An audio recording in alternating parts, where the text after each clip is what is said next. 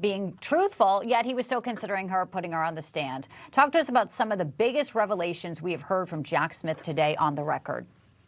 Well, I think you're exactly right, Bianca. And let me just say that the idea that Jack Smith respects the Constitution in any way other than the people who he supports politically is a joke. And the American people are in on the joke. They know it's a joke.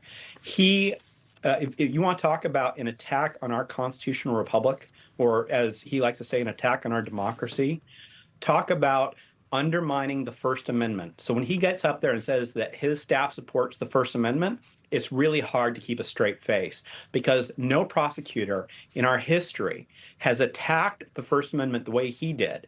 The First Amendment was primarily concerned about political speech, especially speeches of people in an election context.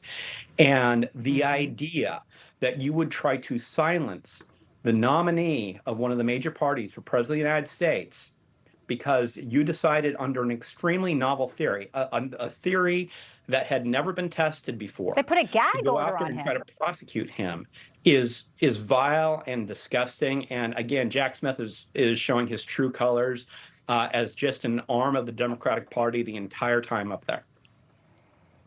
And you know what? So are the Democrats. And we know this is how it goes up on the Hill, Rick. I mean, a lot of our viewers are watching this. The left are going to get in their jabs, the right. But, you know, I thought Darrell Issa did a really great job talking about that it is President Trump's right to believe he won that election. He really zeroed in on some of that. You know, the Democrats have questioned elections before, Rick. They act like they've never tried to contest anything. Pick up on that, because that really was some of the thrust of what they're trying to relitigate today, and President Trump and J6.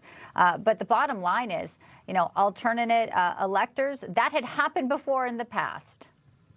Yeah, Bianca, clearly the president's back on the plane watching, because I just saw he posted something about the hearing and talking about how deranged Jack Smith is and just the unfortunate circumstances which he put through so many people through, and the pain that it caused them and their families. And this is a big prong of the Democrats and what they're doing in terms of targeting people in the Republican Party. It's been going on for a long time. We've had very few people step up and defend. The president has been one of the most ardent defenders, not just of himself, but of many other people, including me and others, that have been in situations where you have this kind of overreach of prosecution.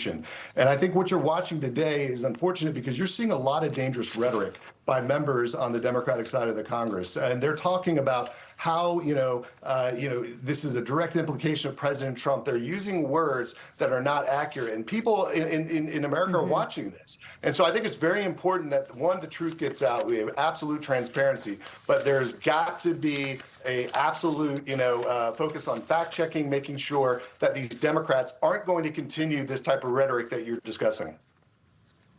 Yeah, President Trump's Truth Social post you are referring to, Rick, I have it here. Yes, Jack Smith is a deranged animal. The president writes in part saying a big price should be paid for them for what they have put our country through. So we know the tax dollars, they're spent, they're gone.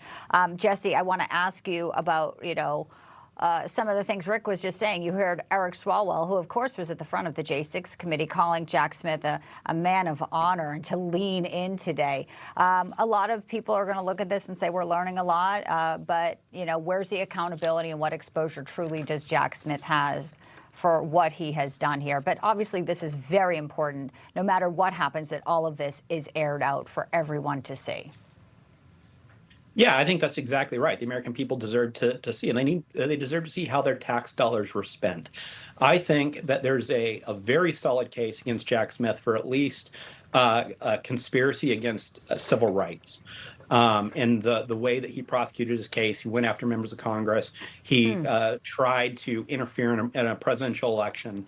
And I think he needs to pay a very steep penalty for that. And on top of that, I think, after he's convicted, and I believe he should be convicted for that, part of the penalty should be he should have to pay back the American people the $30 million that he effectively stole from them in the way that he used taxpayer money to go after a political opponent.